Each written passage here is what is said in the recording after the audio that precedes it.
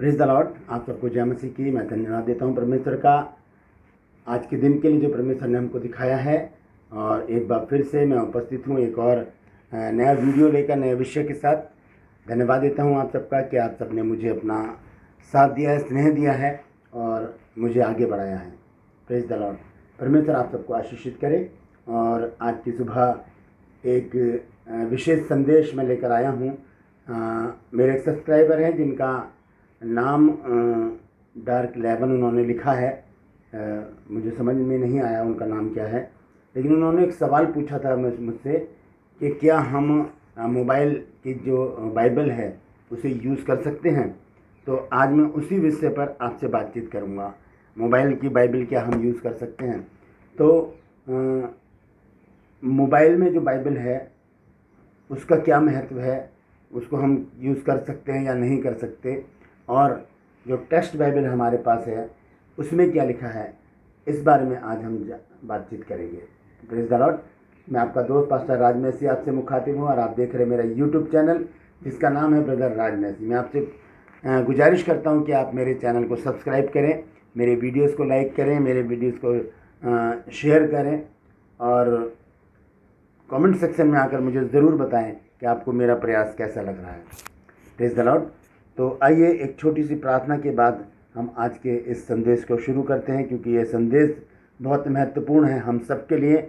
और आज वैसे भी संडे है, तो इस बात को आज के दिन बताना और भी महत्वपूर्ण है, क्योंकि आज हम चर्चेज में जाते हैं और बाइबल भी लेकर जाते हैं। तो ये आज इस संदेश को ज़रूर सुनिए।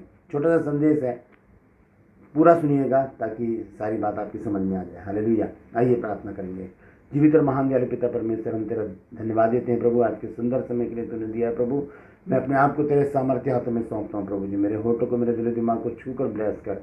मेरी आत्मा और मेरा शरीर तेरे ही कब्जे में रहे प्रभु, ताकि बोलने वाला मनुष्य नहीं बल्कि तेरा आत्मा हो।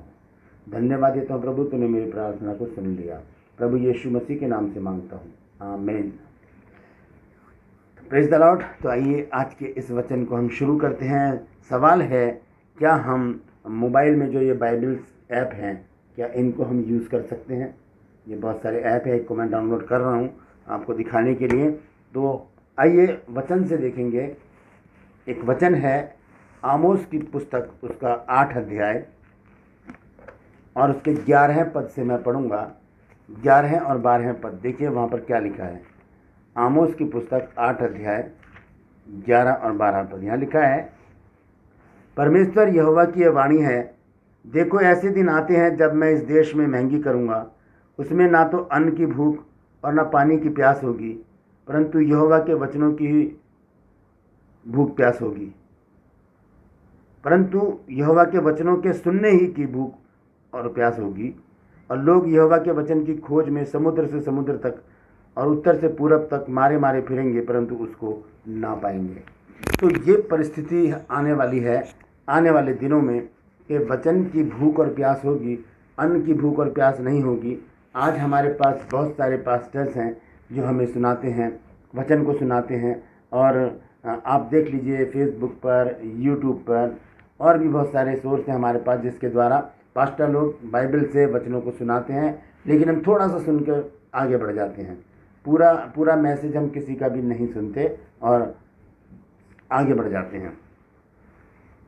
और आप मीटिंग रख लीजिए, कोई पास्टर्स को इनवाइट कीजिए तो कुछ पास्टर ज़रूर आएंगे। कम से कम 7-8 पास्टर आपकी मीटिंग में होंगे अगर आपने बुलाया है सबको।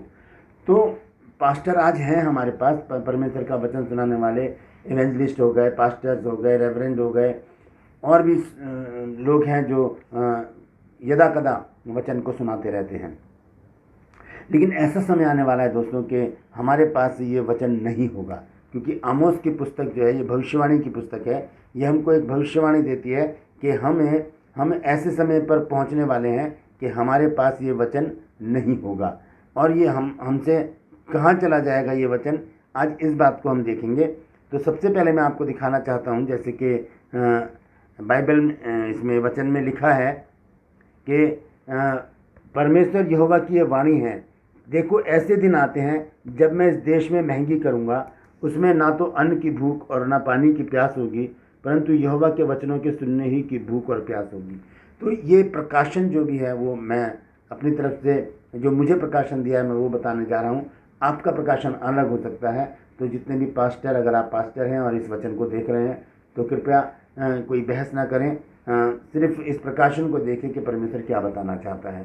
तो यहाँ पर हम देखते हैं कि ऐसे दिन का जिक्र यहाँ पर किया जा रहा है आने वाले दिनों में कि जो बाइबल है, बाइबल हमारे हाथ से ले ली जाएगी और हमारे पास ये बाइबल नहीं होगी, ये वचन हमारे पास नहीं होगा। जो भी होगा हमारे दिमाग में होगा, हमारे विचारों में होगा, हमारे हृदय में होगा, जो हम पढ़ रहे होंगे वो हमारे पास होगा। ये ऐसा क्यों होगा?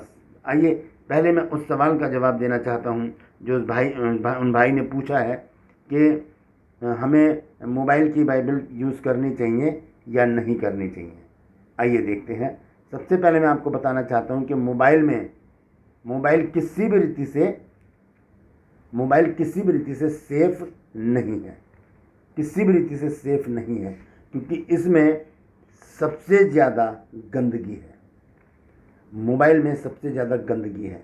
तो बहुत ज़रूरी है इस बात को जानना कि इसी में पॉर्न फिल्में हैं, इसी में अश्लीलता है, इसी में सब कुछ है। और जब हम ये बाइबल्स जो हम खोलते हैं, इसमें मैं आपको दिखा रहा हूँ, मैं ओपन कर रहा हूँ इसको, तो ये बाइबल के ऐप्स हैं इसमें बहुत सारे। और लोग क्या करते हैं, चर्च में भी बाइबल की जगह मोबाइल को लेकर जाते हैं और जब पास्टर जी वचन सुना रहे होते हैं तो पास्टर जी जो वचन बोलते हैं उसी समय तो निकाल लेंगे, लेकिन जब वचन वहाँ पर प्रचार हो रहा होता है तब क्या होता है, यहाँ पर इसको क्या करते हैं, हम इसको बदल कर हम व्हाट्सएप पर चले जाते हैं या फेसबुक पर चले जाते हैं या कहीं पर और जाकर हम वहाँ पर बिजी हो जाते हैं और वहाँ जो वचन चल रहा होता है सामने वो क्या हो जाता है, हम नहीं सुन पाते, क्योंकि वचन जो है वो आदर के योग्य है। यूहन्ना 1 अध्याय और उसके 1 पद में लिखा है कि आदि में वचन था, वचन परमेश्वर के साथ था और वचन खुद परमेश्वर था। तो वचन जो है वो परमेश्वर है, यानी कि वचन के द्वारा परमेश्वर हमसे बातचीत करता है। तो जब वचन चल रहा है तो परमेश्वर हमसे बातचीत कर रहा है। तो उस समय हम क्या व्हाट्सएप पर लगे रहें, उस समय हम क्या इंस्टाग्राम पर लगे रहें, उस समय हम क्या फेसबुक पर लगे रहें, हम चैटिंग करते रहें? नहीं, एक बहुत बड़ी शख्सियत है जिसने हमें जीवित रखा है, जिसने हमें सही सलामत रखा है, जिसने हमें सारी चीज़ें मुहैया कराई हैं। क्या हम उसको इग्नोर करें चर्च में बैठकर, मीटिंग में बैठकर? नहीं। इसीलिए मोबाइल की बाइबल सही नहीं है। पहली बात, एक तो उसमें अश्लीलता है, उसमें गंदगी है, पॉर्न फिल्में हैं, गंदी फिल्में हैं, इसमें गंदे वीडियोस हैं इसमें, और उसी में बाइबल भी है। तो ऐसा नहीं होता, क्योंकि पहला कुरिन्थियों में लिखा है, 2 कुरिन्थियों 6 अध्याय 14 में लिखा है कि अविश्वासियों के साथ असमान जुए में ना जुटो, क्योंकि मसीह का बलियाल के साथ और मूर्तों का परमेश्वर के मंदिर के साथ कोई भी नाता नहीं है। यानी कि गंदगी का पवित्रता के साथ कोई भी संबंध नहीं है। तो आमोस की पुस्तक में इस प्रकार से लिखा है, मैं दोबारा से पढ़ रहा हूँ, 8 अध्याय 11 आयत में, परमेश्वर यहोवा की ये वाणी है, देखो ऐसे दिन आते हैं कि जब मैं इस देश में महंगी करूँगा, उसमें ना तो अन्न की भूख और ना पानी की प्यास होगी, परंतु यहोवा के वचनों के सुनने ही की भूख प्यास होगी। और लोग यहोवा के वचन की खोज में समुद्र से समुद्र तक और उत्तर से पूरब तक मारे मारे फिरेंगे, परंतु उसको नहीं पाएंगे। ये परमेश्वर का वचन कहाँ चला जाएगा? इसका सबसे बड़ा कारण हम हैं, और ये मोबाइल की जो बाइबल है ये है। अब इसमें ऐप आ गए हैं, मतलब अब लोग बाइबल लेकर चर्च में नहीं आते, एक मोबाइल उठाया, जेब में डाला और चर्च में आ गए। उसके बाद चर्च में इसकी बाइबल यूज़ किया और उसके बाद चले गए। दोस्तों, ये जो मोबाइल है ये मनुष्यों का बनाया हुआ है, ये मनुष्यों का बनाया हुआ है, इसे परमेश्वर ने नहीं बनाया। तो इस मोबाइल को अगर हम यूज़ कर रहे हैं तो ये एक दिन क्या होगा, ये जो मोबाइल की जो बाइबल है, ये बहुत सारे ऐप्स हैं इसमें, देखिए अगर मैं इसको नीचे और करूं तो ये बहुत सारे बाइबल ऐप हैं।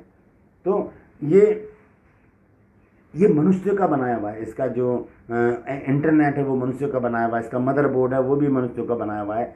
तो एक दिन क्या होगा कि मनुष्य की बनाई हुई कोई भी चीज़ स्थायी नहीं है, चाहे वो कुछ भी हो, कपड़ा हो, कोई भी घर का सामान हो, कुछ भी हो, कुछ दिनों बाद हमें दूसरा लेना ही पड़ता है। मोबाइल भी ज़्यादा दिन नहीं चलते, ज़्यादा से ज़्यादा 1 साल 1.5 साल, उसके बाद हमें दूसरा लेना पड़ता है। तो ये नाशवान चीज़ें हैं, और इसी में हमने क्या कर लिया है, बाइबल को डाउनलोड कर लिया है। और एक दिन क्या होगा कि ये मनुष्य की बनाई हुई चीज़ है और एक दिन क्या होगा, इसका स्विच ऑफ हो जाएगा, ऐसे करके ये अंधकार हो जाएगा। हम बहुत कुछ करेंगे और दिखाएंगे भी, लेकिन क्या होगा, अगर पीछे से ही खराबी हो गई, जिसने भी ये ऐप बनाई है अगर वहीं से ही सब कुछ ख़त्म हो गया तो आप क्या करेंगे। सबसे बड़ा कारण है बाइबल को समाप्त करने का। ये शैतान की बहुत बड़ी चाल है कि उसने मोबाइल में बाइबल ला कर दी है।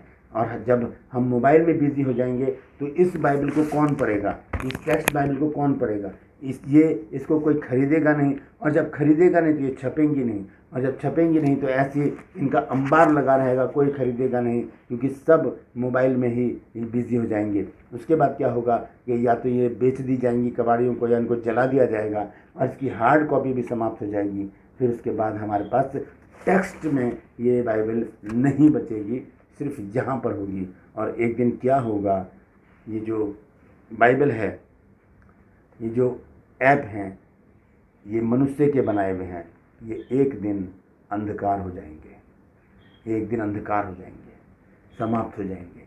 फिर हम कहाँ से बाइबल को ढूंढेंगे। जो हमारे दिमाग में होगा, जो हमारे मन में होगा, विचारों में होगा, वही वचन हम उस समय यूज़ कर सकते हैं जब हमें उसकी ज़रूरत होगी। लिखा है कि मारे मारे फिरेंगे लेकिन वचन को नहीं पाएंगे, क्योंकि ये मोबाइल के कारण समाप्त होने वाला है। 2 कारण हैं मोबाइल की बाइबल ना पढ़ने के। पहला कारण है कि उसमें अश्लीलता है, दूसरा कारण है कि ये टेक्स्ट बाइबल को समाप्त करने की शैतान की बहुत बड़ी चाल है। बहुत से लोग इसको नहीं मानते, कोई बात नहीं, ना माने, लेकिन ये बात सत्य है कि हम इसे चर्च में या मीटिंग में इस बाइबल को जो मोबाइल में है उसे यूज़ ना करें। हम इस वचन को लेकर चलें, और जब हम इसको लेकर चलेंगे तो ये हमारी पहचान होगी कि ये प्रभु के लोग हैं, जब हम इसको लेकर चलेंगे।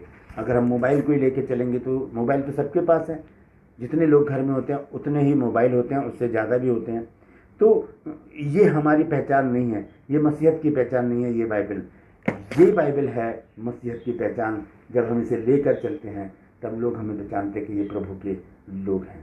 दोस्तों, ध्यान रखिएगा इस बात का कि ये बाइबल यूज़ ना करें, बल्कि ये बाइबल यूज़ करें जो जब हम इसे खोलते हैं, भजन संहिता 119 और उसके 130 पद में लिखा है कि तेरी बातों के खुलने से प्रकाश होता है और उससे भोले लोग समझ प्राप्त करते हैं। Praise the Lord. तो आज के लिए बस इतना ही। मैं एक बार फिर से कल नए वीडियो के साथ आपके साथ उपस्थित होऊंगा। तब तक आप इस वीडियो को देखिए, इसे शेयर कीजिए, अपने दोस्तों तक, रिश्तेदारों तक, भाई बहनों तक, संबंधियों तक पहुंचाइए, ताकि वो इस बात को जान सकें कि मोबाइल की बाइबल यूज़ करना सही नहीं है। परमेश्वर आप सबको आशीष दे।